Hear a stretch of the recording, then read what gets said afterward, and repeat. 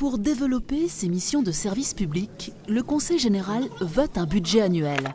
Il est composé de dépenses et de recettes et doit être équilibré. Le département ne peut pas dépenser plus qu'il ne gagne. Pour financer certaines dépenses d'investissement, il peut cependant avoir recours à de l'emprunt.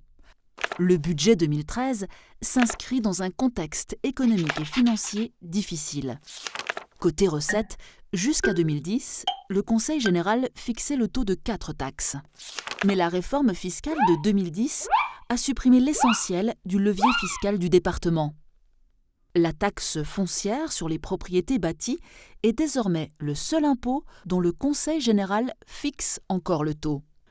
Les recettes du département sont donc majoritairement composées de ressources financières dont le Conseil général ne fixe pas le montant.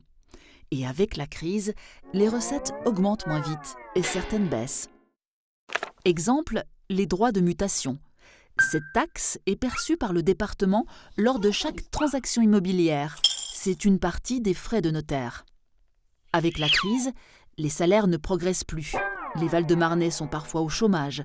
Les banques leur accordent moins d'emprunts. Ils achètent moins de logements.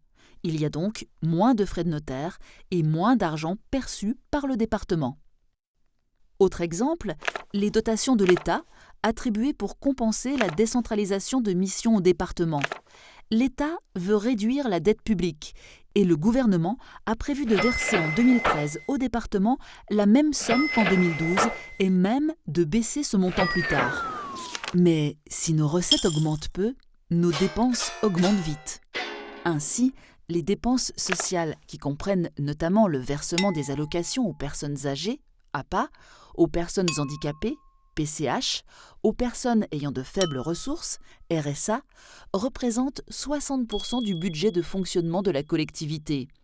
Elles ont augmenté de 50% en 8 ans en raison de la crise, de l'augmentation de la précarité et du vieillissement de la population.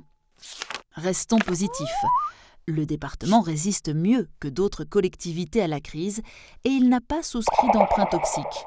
En plus, l'État s'est engagé dès 2014 à compenser intégralement le montant des 3 allocations individuelles de solidarité lorsque les recettes baissent, que les dépenses obligatoires augmentent et que la différence entre les deux diminue, les marges de manœuvre du département sont en danger.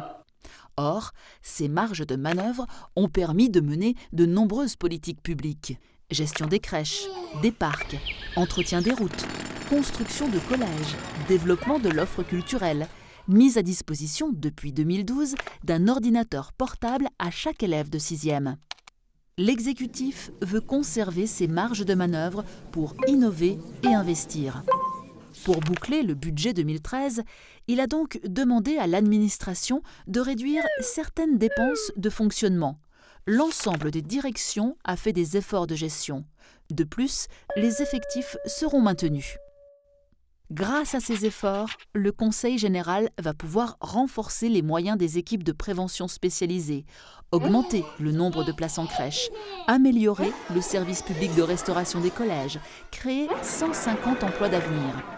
Ces marges permettront aussi d'investir 300 millions d'euros pour développer le territoire et maintenir l'emploi.